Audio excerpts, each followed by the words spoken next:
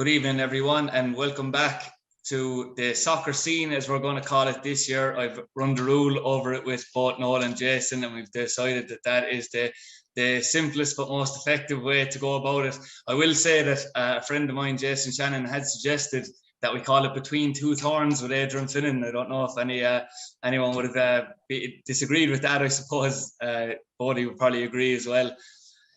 We have a busy show this evening, it's fair to say. We're going to overview the whole First Division and the teams involved, their signings, both incomings and outcomings. Obviously, the expectations that every team has going into the new season. Firstly, we're going to start with Treaty United, obviously, where will be the keen focus for us throughout the whole season. Again, we're excited to be back. It's brilliant to be back. And Noel, it's going to be a very busy year for us again. Obviously, we're going to start talking about Treaty United. They're well into their pre-season campaign now. They got a first competitive win on Tuesday night against Waterford in the Munster Senior Cup to put them into a semi-final. It's Tommy Barrett's fourth season now, Noel, as well as a senior manager. He's gone into his fourth season. The expectations will have risen from last season due to the fact that the club got into the playoffs. I suppose with the new players they've brought in, what's been your assessment of the business Treaty have done in the off-season? Yeah, I think they've done extremely well. We were kind of expecting a couple of the better lads, if you like, from last year to go. And, that was realised with Ty Ryan going to Bohemians and Sean McSweeney going to Dublin. But I think overall, the squad, there looks to be a little bit more quality in it. I mean, particularly with Joe O'Gorman coming in, I think he's a very big signing for them, particularly with Clyde O'Connell unavailable at the moment, and it looks like that Ant O'Donnell isn't there either. I was a bit worried about the defence, but certainly he's a huge capture. Obviously, he was going to go to the Irish League, and things didn't work out there for him, and he has a point to prove. And I'm sure he'll see this as a stepping stone for him, maybe to get into another League of Ireland club, which is certainly no harm for Treaty, because if they can be seen for stuff like that, then we're sure to see a few more quality players coming in. And the Curran as well, obviously a very, very good signing. I think a guy with a lot of pedigree and probably with a point to prove as well this season. Yeah, it's certainly the case. And Noel brings up a good point, Jason. The likes of Enda Curran, Joe Gorman, there were big signings towards the end of the transfer window, I suppose. If Treaty have now signed 23 players, senior players, with Martin Coughlin and Conor Wynn being announced after Jack Gara was announced, and Colin Conroy as well, and Joe Gorman. There was 5 signings in 2 days. In one way, I suppose, though, as well, Jason, Treaty needed to bolster the squad regardless anyway, because they have lost some key players from last year. We know they've lost Ty Grind to Bohemians. Sean McSweeney has gone to Shelbourne. Anthony O'Donnell won't be signing back till July at the earliest, and we're not even sure if he will come back at that stage. Clyde O'Connell, as Noel mentioned there as well. So I suppose with the nature of the division this year and the competitive nature of the First Division in any season, the squad, those signings were necessary as well. We're vital, Adrian, and look, you mentioned Ty, you mentioned Anto, and you mentioned Sean McSweeney in particular. They were 3 pretty close to ever presence, I suppose, and very influential players right up the spine of the team, so they needed to be replaced. Noel mentioned Joe Gorman there. I watched the Waterford game the other night. I was very, very impressed with him. He's a big unit. He's dominant. Goes about his business well. He's a proper defender. And he looked very, very comfortable next to Sean Gearns, who looked very fit. He looked very up for it. You obviously had Lee Devitt in the middle of the park as well. And then the Curran up top. Dean George looked fit. And look, if I'm honest, the whole squad looked fit. That played. It was on the AstroTurf in UL, so the game was a lot faster than it would have been on the grass pitch in the Markets Field on a wet evening. I was very, very impressed. But the depth of the squad, Adrian, is important, because if you go in and look at the detail, okay, Denzel Fernandez is on board, but again, injured. Jack Lynch is injured at the moment. You mentioned Anthony O'Donnell, injured at the moment. Matt Keane as well, actually, has a broken foot. So Matt Keane is out as well. So there's 4 to 5 players that we're expecting to be competing for starting 11 positions. So getting the likes of Colin Conroy in, getting the likes of, I suppose, Jack Gara in, Enda Curran, as we said, Joe Gorman. was vital, Adrian, because I was a little bit concerned before I went to the Waterford game, but coming away from it, I'm not concerned anymore. Very, very positive performance, very positive result.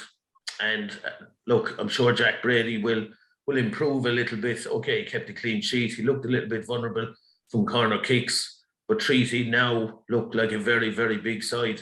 You know, they do, and they can defend better at set pieces. They were very, I suppose, offensive last year from set pieces. And that'll be the case again. So really looking forward to the season. Yeah, promises to be a big one all around. Noel, we know that the first division, as I've mentioned already, is generally very competitive. It was last year. It might even be more so this year because it's congested into 9 teams as well with the Bray and Cabinteely merger. I know that I've heard Tommy saying it. I said it to myself the other night as well, that there is no pressure, he said, on his team. But, you know, with the way football is, the supporters last year, you had a team in the playoffs. People say it as the natural progression is that you should be getting at least the playoffs this year. It's going to be a job in itself to manage those expectations, isn't it? Yeah, I think so. And I think you're right. And I think it'll come from the fans in particular and also from the squad themselves. I'm sure, you know, Jason mentioned Shane Gearon's back fit. I know that there was an approach by Galway United for him, and obviously he's turned them down, so he's happy at Treaty. They're not there just to make up the numbers. You know, they look around and see the likes of the players that have come in. You know, and while Dean George was there last year and Conor Melody, they're 2 lads that we didn't see much of, and we're hoping to see a lot more of them this year as well. So if you like, they're kind of like new signings as well. You know, we didn't mention the likes of Joel Costrain, a guy that we know has a really, really good pedigree and, you know, had, you know, some great form in the Premier League, and we probably didn't see the best of him either, and we hope to see a lot more of him. So I think, you know, obviously it's Tommy's job to dampen down the expectations, and look, as far as I'm concerned, it's fair enough. But I think the fans will certainly say, well, listen, we were 5th last year. Looks like we have a better squad this year. And certainly the players themselves will want to push on, and will want to maybe, I'm sure the players are thinking back to that playoff game where in the first leg they kind of lost it, you know, and they went to Dublin and they beat UCD, and there's UCD now in the Premier League. So they look at that and say, you know what, we weren't a million miles away, and if we get that opportunity again, you know, we got to grab it with both hands. But obviously the first thing to do is to get into those playoff places. But there certainly will be pressure and expectation coming from those 2 areas in particular. Yeah, definitely. And Jason, I know we'll be going into positional specifics in the future and closer to the kickoff in the next week and a half. But I suppose, for instance, for example, the likes of Lee Devitt. Lee Devitt is a signing who will be very versatile for Tommy this year. You know, he can play what we've seen, left back, left wing and central midfield as well if called upon. And even the other night, I suppose you had Stephen Christopher playing right back. Didn't seem to put too much of a foot wrong. That versatility in some of the players that Tommy has, you know, like Conor Melody, who can play in a couple of different positions, is going to be key as well. Most definitely, Adrian. I was very impressed with Stephen Christopher the other night.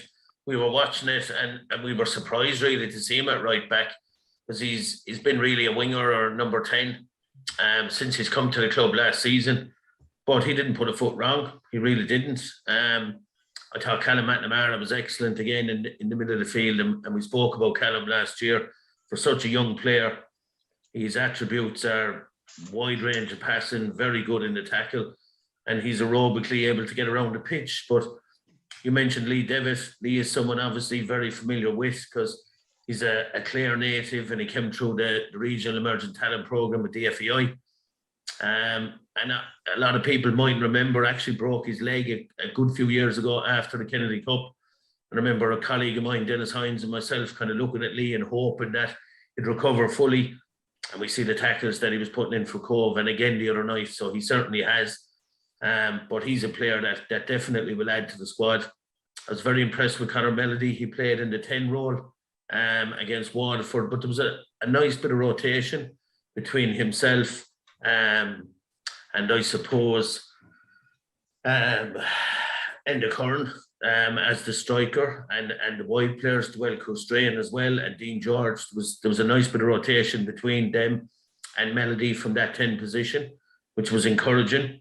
And Colin Conroy is someone that comes with pedigree. Bo's under 19s, technically very, very good, still very young.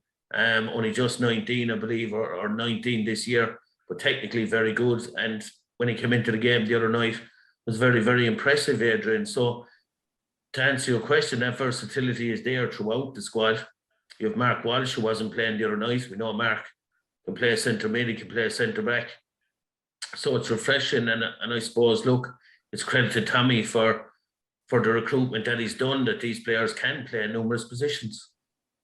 Yeah, certainly. And I know that Tommy said he has been struggling for friendlies for the next week or so, but that we remain to be seen whether Treaty can pick up another friendly or two, which they will need before the start of the season in Wexford in 2 weeks' time. I suppose to start the overview of the rest of the clubs in the First Division, we were going to go with an alphabetical order. This should be interesting, I suppose, to go through the merry-go-round in terms of signings that does happen in the League of Ireland. It's very hard to keep up with it this time of the year, but Athlone Town, we'll start with, obviously, a man in charge there who we know very well here in Limerick, in Martin Russell. Noel, I know yourself and Jason spoke last year about how Paul Doolan had steadied the ship with Athlone towards the end of the season after they had been shipping a lot of goals under Adrian Carberry. It's been a bit of a weird build-up in Athlone because there's only been 5 signings officially announced, despite the fact that they've played a couple of friendlies, 2 or 3 friendlies at this stage. 5 success. Erdogan was the 5th today. They're going from a pragmatic manager in Paul Doolan, it must be said, to more of a, I suppose, an idealist in Martin Russell. So Athlone fans will probably be looking at a different approach at the start of this season. Yeah, look, I mean, I suppose if I was an Athlone fan, I would be quite worried. We were kind of worried in a different way last year, when we looked at the squad and wondered, could you manage them? And now you're looking at where are they going to get the players, and I think it is going to be a bit of a struggle there. Obviously, people may see that later on when we go through the other squads. I think overall it's going to be more of a tighter league, than it was last year. But I think Athlone are a team that look like, to me, they're going to struggle in terms of they're hard to really talk about at the moment because they haven't really signed the players, and then you don't really know where they're going to get them at this stage. So I would say that they haven't really set the world on fire. Obviously, Micheál Slingerman is still there, and obviously a very experienced keeper, Glenn McCauley, and a couple more like that. But it'll be hard to really make a judgment on them until we see maybe a more rounded squad.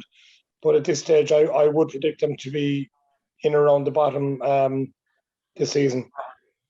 Yeah, it's crazy really, Jason, because League of Ireland football can do that to you in the space of a year, can't it? I remember sitting here at the start of last season and all the messages coming out of Athlone from players, supporters, manager was, we're going gung-ho, not just for the playoffs, but actually, challenging for the league.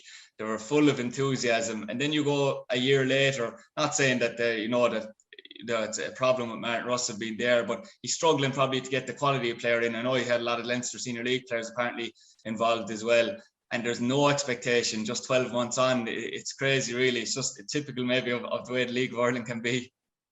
Yeah, definitely, Adrian. Martin is someone I know very well and have great respect for, and we know the type of football that Martin will play. It'll be expensive, it'll be open, he'll encourage players to get on the ball and pass it, and you'll be guaranteed goals. I think in Athlone games this year, at what end will be debatable. Noel mentioned Micheál Slingerman and Glenn McCauley, Derek Daly, Shane Barnes. They're really the only names jumping out at us at the moment. And look, I'd agree with you, and I'd agree with Noel. On paper, I think they are going to struggle. But look, like you said, the reverse of it last year, there was obviously a huge budget.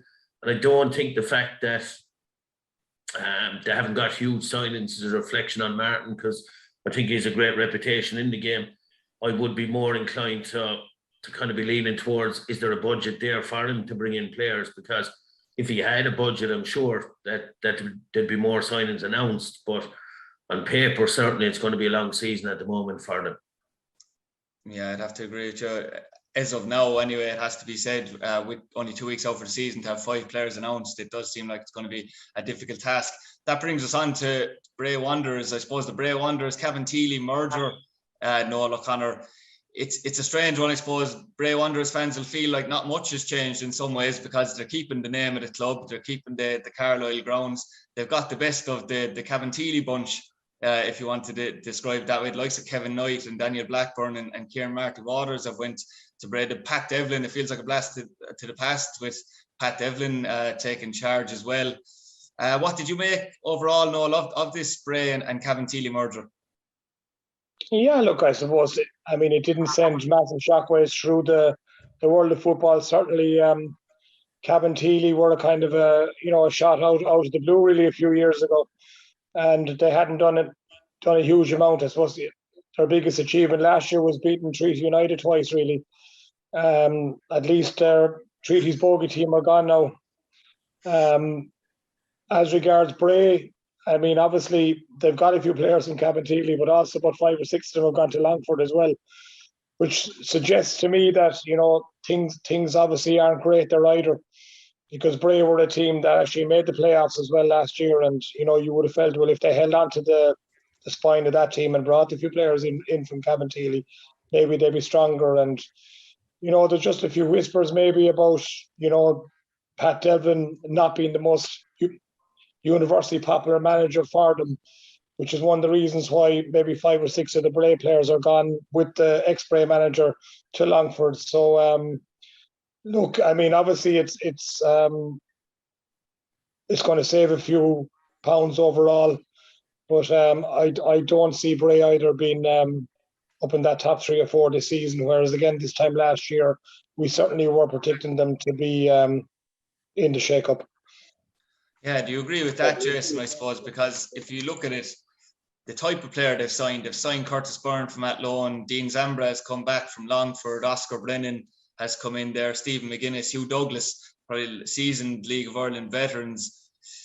I suppose in one way there's been such an overhaul with Bray this season, and I felt when I was looking at it, it was almost a touch of the Athlone and the overhaul of last season with the squad, which doesn't always work either. So even though they've signed experienced players and, they've got a few players back and coming in, from Cavantilli as well, I suppose it remains to be seen how they'll react now with this merger as well. I'd agree with you completely, Adrian, and listening to yourself and Noel and having looked at their squad in detail, the comparisons with Athlone last year really jumps out at me as well. And that can go both ways. Look, people... And I agree with Noel, people can say that Pat Devlin mightn't be the most popular person or the popular choice for the job, but there's no doubt in his experience, and if he can create that kind of siege mentality in the dressing room, then there's nothing to say that this group of players can do well and maybe reach the playoffs. But again, look, you're looking at it, you mentioned Curtis Byrne, you mentioned Hugh Douglas, Conor Clifford is in there, Paul Fox, obviously. They're good players, Adrian, but how motivated are they going to be? Can they consistently deliver for Pat Devlin? These are the questions, I suppose, that will only be answered over the coming months, but on paper, they have a squad, most definitely. My opinion, Pat Devlin is a very experienced and good manager. Can he get the best out of him, I suppose, is the question. Yeah, it'll be interesting because it is quite a big squad. I know they signed Carl Manahan as well the other day. It's quite a big squad, so it'll be interesting to see how Pat Devlin even manages that squad this season as well. On to, I suppose, a manager who's at the other end of his career from Pat Devlin now with Cove Ramblers is Darren Murphy, who obviously had effectively half a season last year with Cove. It was a miserable season, let's be honest with Cove. We all thought they'd finish much higher than they did. They finished 9th. If the season had went on a bit longer, they probably would have been bottom the way it was going on. If you look at the squad now and the departures, and Ian Turner has retired, which may not have come as a massive shock to people up in that part of the world. I know Tommy Barrett said as well in a very interesting one that both Dave O'Leary and Darren Murphy, who are former Limerick FC players, had actually contacted him to come to Treaty United, and Tommy had turned them down as well. So obviously the likelihood is they're not going to be in Cove this season. Would that give you the impression, Noel, that considering as well he has signed 3 young players from Cork City that we have discussed as well, that Darren Murphy is going to be fielding quite a young squad, and it does look that way, to be fair? I think so. I don't think the signs are great overall. I think, you spoke about the change in management halfway through the season. Like we saw that in Athlone, and we saw kind of an upturn in in fortunes, and the same really can be said for Cove. It took ages to get the first win.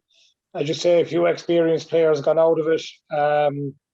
My own feeling on, like, for Cove ever to be kind of doing well in the first division, I think it's very, very dependent on a very strong Cork City team in the Premier League, where, you know, they pitch themselves for a higher level of player, which means that there's better players, if you like, available, you know, to Cove.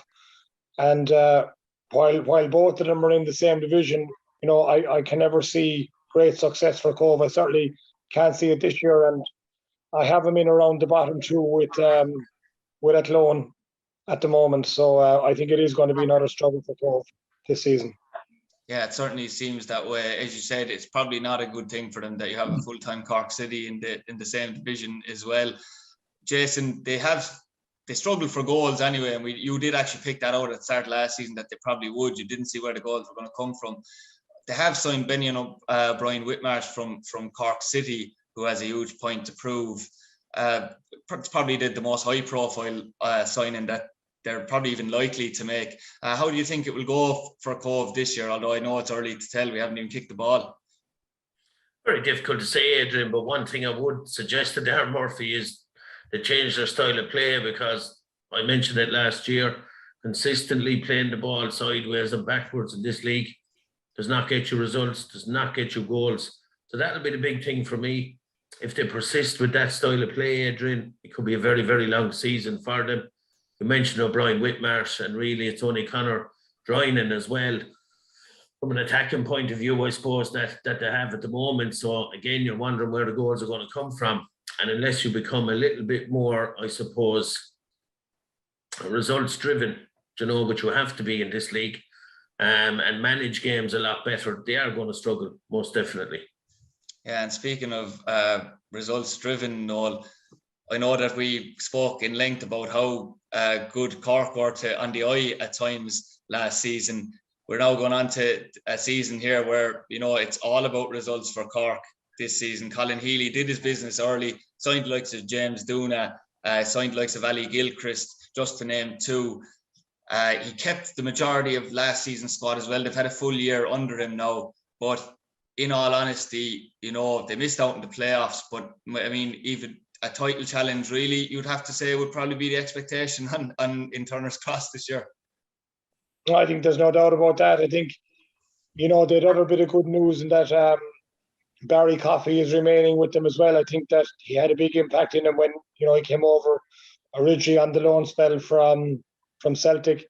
Again, the second half of the season for them was, you know, a good bit better than the first half, and you'll be thinking that they can continue that into this season. There will be an expectation there, right, I think, and I certainly think that with the group of players there, you know, it is time for them to get their act together. I said at the start of last season that they didn't really, I thought that they didn't really were ready for the first division. I think they are now. I think they know a lot more about it, and they think that they're more equipped to certainly be up around the top three of the first division this season. Yeah, there's no doubt in Jason, Cork City, you know, being obviously a full-time club, one of three real big hitters, I suppose, this season. You'd be expecting them to be right up there now for a title tilt. You would, Adrian, you know, and look, I voiced it last year that they massively underachieved. I think we all did. They were one of my tips for the top two, or even most certainly the playoffs last year. And despite kind of a late run of results, they were too inconsistent, you know, and too slow getting going in their season. Be interesting to see if that is the same again this year, how long Colin Healy will get. There's been a huge investment in the squad. Obviously, Jimmy Corcoran is a good sign, and that was needed for them. In goals, you mentioned Ali Gilchrist, very, very good player, impressed me last year with Shelbourne throughout the season. Noel mentioned Barry Coffey, he'll certainly add goals and creativity. And now you have James Duna on one side of the pitch and Dylan McGlade on the other side. Okay, you still have Killian Murphy, Rory Keating, and Mark O'Mahony. I would have liked to see him get maybe a striker that's going to guarantee you kind of 12 to 15 goals, which, don't get me wrong now, it's not easy to find them players, Adrian. But that is the area, if I'd one concern, I suppose, for Colin Healy, that might be it. But there's no doubting it's Cork City, it's Waterford, and it's Galway on paper. They're going to be vying for them top 2 positions, I think. And that brings us to Galway United, Noel. Last season would have been a disappointment for them. They were consistent, to be fair. They had a patchy start. They were consistent towards the end, finished in 2nd place. We always said it, Bray had no form going into the playoffs. It's the way the playoffs work. Bray then beat Galway in front of a huge crowd at AMD's Park, which would have really irked John Caulfield and his players, obviously, on the evening. Caulfield goes into the first year of a new 2-year contract with the club. Very much so like Cork City, though. The pressure is on. You'd wonder how long even John Caulfield will get, Noel, if they have a start even as patchy as they did last season. Yeah, I think it's vital that they certainly don't have that patchy start. And I think you're right. I think, the expectations, we talk about the expectations around Treaty. So you can imagine what the expectations are around the likes of Galway United and Cork City in particular. I think those 2 clubs those 2 managers will certainly be under the most pressure in terms of results. We would have said at the start of last season that we'd wonder where the goals were going to come from. He's brought a few players in. A lad from Drogheda who made a few substitution appearances and scored a few goals. A Spanish guy, Dimas. Yeah. Yeah, which they're, again, listen, he needs to hit the ground running. I suppose you'd have to call him a gamble signing, really. If it works, it'll be great. And Lombardo, who broke his leg, started last season, they had high hopes for him. So obviously he's in. Rory Keaton has gone to Galway.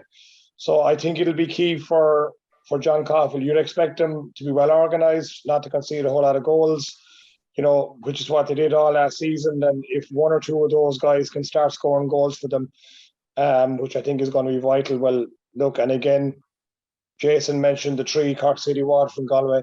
I think there's no doubt that they'll be the top 3 this season. But I suppose unlike last season, where I had a clear, feeling that Shelbourne were going to win it, it's a bit harder to pick that, certainly 1st and 2nd and 3rd in the right order this year. But I would expect it to be Waterford, Cork and Galway. Yeah, and I do think that's a very good point, Noel, on the goal scoring, for Galway. The Jordan Adeyemo, he's already started pre-season very well for Galway too, so they'll be hoping that he continues on. Jason, I know we had a vested interest in Galway anyway, and we already had Limerick man in there in Killian Brewder, and Shane Duggan started the season last year with Galway. But it was a very big surprise to see 2 regional United players go to Galway in the last couple of weeks. You had Ed McCarthy, who was a fan's favourite with Treaty last season, has signed for Galway, and Evan O'Connor from regional as well has signed. So there'll be 3 Limerick natives up there as well. I suppose, were you surprised by either of those signings, Jason? I was, Adrian, and you said Ed McCarthy was a fan's favourite. He was a little bit of a Jason O'Connor favourite as well last year. I kind of singled him out and kind of said that based on what Treaty were coming out with, around the model that they were trying to develop, that I felt he was kind of the flagship player, locally based from Moyross. Worked his way into the team, played wide right, as we know, for a lot of the season. And we tried him at right back. And I was kind of saying all year that he was going to be most comfortable in that number 6 position. And I felt when he got in there, he did really, really well. And he's a player with huge potential, So for someone, myself, who has a vested interest in players in Limerick and wanting to see them playing in Limerick for Treaty or whoever at the highest level possible, I'm disappointed to see Ed not with Treaty this year. Evan O'Connor as well, you'd kind of question how come he's not in a Treaty and how come he wasn't in last year. So I would, I'd be a little bit disappointed to see those players going up the road to Galway. But look, they go with our best wishes and we wish them all the best and we want to see them doing well, don't get me wrong. It's just I'd love to see him in Treaty United colours. Obviously, Killian Brewder is a good friend of mine, someone I rate very highly. So that's the Limerick connection, I suppose, as you said. But look, I agree with Noel. On paper, they look strong. I'm glad to see Francili, Lambato back. I had high hopes for him last season. No one mentioned that he broke his leg in pre-season, and he's got really, really quick. He's pacey. If I was John Caulfield, I'd be going more 4-4-2. Him playing off maybe Wilson Aguero or DMO, as you mentioned him there. And look, it's a very continental looking front line, I suppose. So we'll have to see how them lads fare out in the tough conditions that we're guaranteed to have at some point in the season. In our alphabetical order now, we now move on to Longford Town, Noel. You did mention them already when you were speaking about Bray Wanderers. Gary Cronin is the new manager at the helm for Longford. I know Dara Doyle left towards the end of last season. Gary Cronin has brought in the likes of Dan Jones, Dylan Barnett, Ryan Graydon and Darren Craven with him to the City Calling Stadium after he left Bray. He brought them with him too. Longford relegated last season fairly meekly, it has to be said. They were relegated. They were basically relegated with 2 or 3 months to go without being mathematically relegated. It's normally when a team comes down, Noel, from the Premier Division, barring a disaster financially, you expect them to be in the mix to bounce back up. I don't get the sense of that in Longford, to be honest with you. Yeah, but I think looking at it, their squad will be a bit skinny. I always find that Longford, they seem to have some good relationship with Shamrock Rovers, and a couple of good young Shamrock Rovers players end up there. I see Eric Malloy signed for them as well, a good experienced player that won a league with Wexford a few years ago. So, and unlike before where you had to finish in the top 2 to go up, a top 5 is obviously where they want to be. And I think there's a good chance that Longford will be there, just looking at the group. In fairness to them, while they did struggle all last season, they never threw in the towel, and they were getting beaten every week, but they took very few kind of hidings, if you like, that a lot of teams do when they're cut adrift like that. So there is some spirit there. It's a difficult place to go as well, and I think you said it yourself, they are a bit of a yo-yo club. So I think that I certainly wouldn't rule out their chances of certainly being in the playoffs at the end of this season. I know I might be, I suppose, overstepping the mark, Jason, in drawing comparisons, but you see it now at the moment in England where you have people talking about Fulham and Norwich, I suppose, where they speak about Fulham and Norwich going up and down all the time in the Premier. Longford are, I suppose, in some ways similar to that, in that even the time they went up a couple of years ago, they just about scraped into the playoffs, finished in really poor form, got promoted then again. I know they went back down again, but they do seem to be in the last few years like a kind of a club that maybe won't spend more than 2 years in the Premier, but are always up in the right side of the First Division. And I suppose with Gary Cronin there, who has been in the playoffs in the last couple of seasons with Bray, they have the know-how as well. But I have Adrian, and look, let's be honest, it takes a lot of financial clout to be competitive in the Premier Division. We've seen it with UCD as well over the last number of years. They could, I suppose, be classed as a yo-yo club as well. And it'll be interesting to see how they fare out in the Premier Division this season. But I'd be in agreement with you both. I think that Longford will be in and around the playoffs. Have some experienced players, Adrian. Look, they have Dylan Barnett. We know he's a good player. Noel mentioned Eric Malloy, Ryan Graydon is there, and Sam Verdon is good for a goal for them as well. And I'd agree with Noel, they'd be difficult to play against in Longford, and that could be, I suppose, the building blocks for them. If they could be hard to beat away from home and picking up wins at home, then they'll certainly be in and around the mix. I don't expect them to be in the bottom 2, Adrian. I certainly don't, or the bottom 3 even. Yeah, and I suppose it's funny, that you say that, Jason. If you're not in the bottom 3, you're almost in the playoffs in this league, the way it's working out this year. But that is one thing, Noel, I suppose I haven't touched on really. There's only 9 teams in the league. It really does open up the possibility that even the team bottom, if it is tight at all, could be going into the last 2 months of the season with a realistic chance of sneaking 5th place, which I suppose makes it exciting anyway in the league. And it was exciting last year, the format of the league. Definitely, yeah. Look, it's going to be, I think there's a real levelling off. I know we haven't covered all the teams yet, but I think my old club Wexford seem to have made a few canny signings as well. I think Ian Ryan's connection with UCD has served me well, certainly. And it's interesting to see that a couple of players that he felt are surplus to requirements are turning up in places like Bray Wanderers. So listen, obviously with only 9 teams in it and fifth, anything from first to fifth giving you a chance of success, it should keep the whole league alive for most, if not all, of the coming season. Yeah, certainly. And I know we will touch on Wexford, but Jason, we saw Waterford the other night. Very hard to, I suppose, discuss that performance because, it was effectively a second string side or an almost, trial side from Ian Morris. And I suppose as well, you have to consider the fact that the game was switched at such short notice from the back field to UL and everything. And Treaty were good on the night too, so it is going to be very hard to judge them on that. But if you look at it, there was absolute shenanigans, I suppose, at the end in the final week, of last season with Mark Bircham leaving. Richard Forrest came under severe criticism, but he kept the club as full-time. He said it was always his wish, whether they were Premier or First Division, they are full-time outfit again. And he has appointed a proven winner at this level in Ian Morris as the manager. He's won the league 2 times in this division with Shelbourne. People were probably surprised with the way it ended at Shelbourne, considering he got them straight back up. But he will certainly be expecting to be, as you said already, right up there with Galway and Cork, and he has kept some very experienced players as well and brought in some decent players too. Oh, he has. Look, Ian Morris knows what it takes to win this league, Adrian. That's the first point to make. You don't fluke a league 2 years there.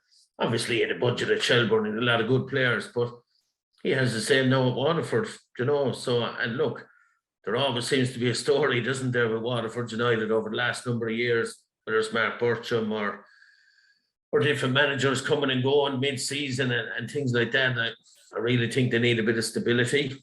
And I think Ian Morris needs a bit of stability as well, I suppose. So it could be a really, really good fit. They brought in Killian Campbell, who seems to only spend 1 season at a club and then moved on again. But there's no doubt he's a very, very good defender at this level. Obviously, they've Darren Murphy in goals, who, again, is as good as what you'll have in this division. There's no doubt about that. And they're a full-time outfit, Adrian. So their fitness and their organisation should be visible from the get-go of the season. You rightly said, not to be reading into too much of their performance against Treaty the other night. And I don't mean that in a derogative way to Treaty. You said it, and I agree with you. I thought Treaty were excellent the other night against Waterford. But that's not the Waterford United team that we'll see come the season starts. There's no doubt about that. I think they will be in the mix. They certainly will, whether it's going to be for automatic promotion or the playoffs. But they certainly will be in the mix for promotion. Yeah, I know Jason mentioned there, Noel, the Killian Campbell sign. I suppose Killian Campbell is a product of the League of Ireland in some ways, like probably an extreme end, but he does have a different club every single season. I know he signed Yasin Nyeha as well from Shelbourne, who came through the academy for him, and Ian Morris, he trusts him very well. But also keeping, I suppose, the likes of stagers and a Waterford player like Brian Murphy there, keeping Eddie Nolan from last season. They signed back Anthony Wordsworth, Phoenix Patterson, who was actually really well thought of in the Premier Division even, and made a big impact last season. So, you would expect that Waterford will be in the mix.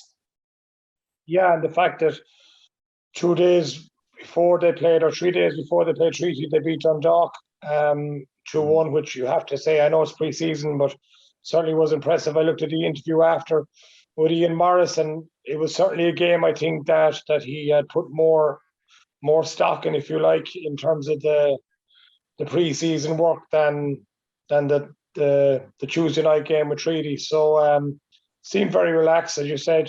A lot of experience down to the kind of players you'd want. We were wondering, was there going to be an exodus out? I think Eddie Nolan, should be a very, very strong player in that league with his experience. Be a good character as well, coming from a good family of footballers. And I think they'll certainly be there or thereabouts. Yeah, and that does bring us to Wexford, the final team to discuss for us. And when I was talking about it, it was similar because of the big recruitment drive. The players have been brought in, Jason. You have like Denny Corcoran, Paul Hunt, Joe Manley, players, with experience in the league. Ian Ryan was always going to do that, I felt, because, at the end of the day, like when a team finishes bottom, no matter what way you look at it, you're going to have a huge overhaul in the squad. You are, Adrian, but look, it's not always that simple to get them players to come to somewhere like Wexford or wherever else. It's not as straightforward just to revamp a whole squad, and I think Ian Ryan deserves huge credit because that's what he's done. Aiden Freel is another good signing, obviously with that loan last year.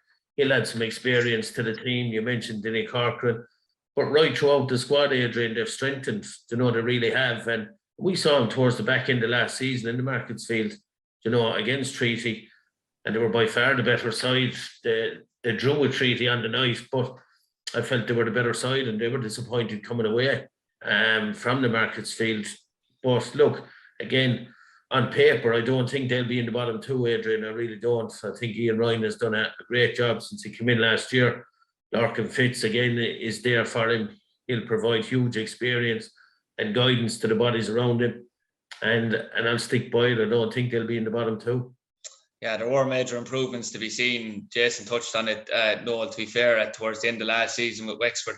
Even if they did lose a game, they were really putting it up to teams way higher up in the league and losing by the odd goal, or, picking up decent points and decent victories. In some cases, they had a relatively strong end to it.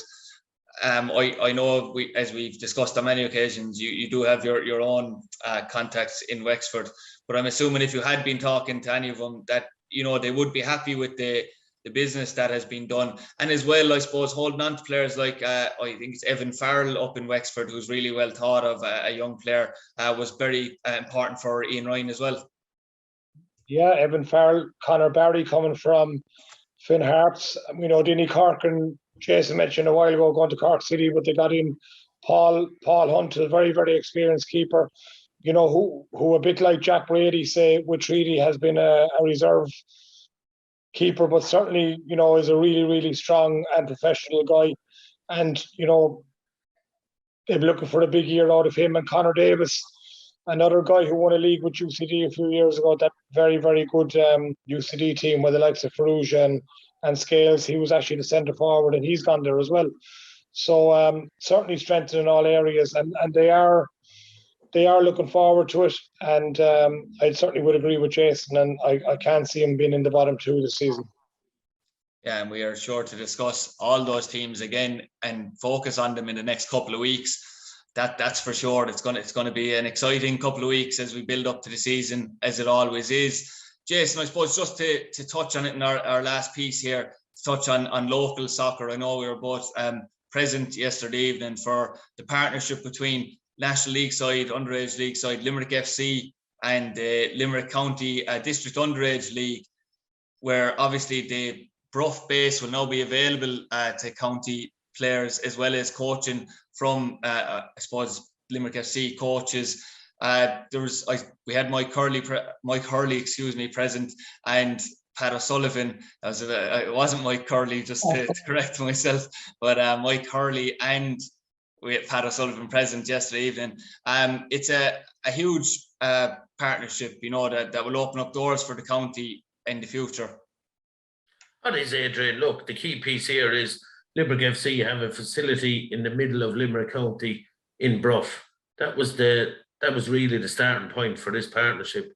I suppose they can provide that facility, and huge credit to them. They've offered that facility to the County League, and that's where this partnership kind of began. But look, it's a massive pathway for the players historically in the county. After Kennedy Cup and Gaynor Cup, the players kind of go all different directions and go different codes and things like that, and maybe leave the county league and go to other leagues. Now they don't have to. They can stay in the county league, can keep that league strong. They can avail of coaching from the likes of Dave Deneen in Limerick FC and the other coaches working in the academy in Limerick FC. There'll be ongoing sessions, camps. It's really player-centred, Adrian. So as football development officer for the FEI in the Limerick County, I know centenary year for the FEI, but it's also 10 years for me working for the FEI this year. So it's a really, really positive piece, and I'm delighted.